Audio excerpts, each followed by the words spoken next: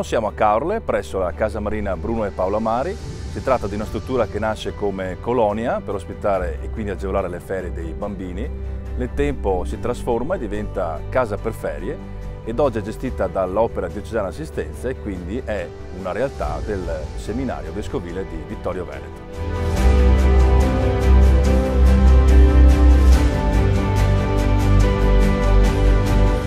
La nostra casa è aperta a tutti, accogliamo famiglie, gruppi organizzati, società, associazioni sportive, persone con disabilità. Le famiglie apprezzano la disponibilità di una pineta interna alla struttura, la disponibilità di giochi e la possibilità di rilassarsi all'ombra o poter leggere un bel libro. Oltre ai clienti affezionati abbiamo ospiti che arrivano da tutta l'Italia e dall'Europa, gruppi organizzati che provengono dall'Austria, Germania, Francia e Belgio.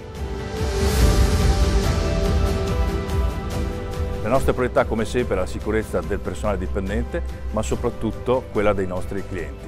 Ecco perché molta attenzione in termini di prezzi molto interessanti, ad esempio si prevede la gratuità totale per il terzo figlio in camera e altri sconti particolari per varie fasce d'età. Si tratta quindi di una realtà che dà la possibilità di ritemprare mente, corpo e anche lo spirito grazie alla presenza di una chiesa interna e del personale religioso che garantisce ogni giorno l'assistenza spirituale. Quindi il sole c'è, il mare c'è, vi aspettiamo.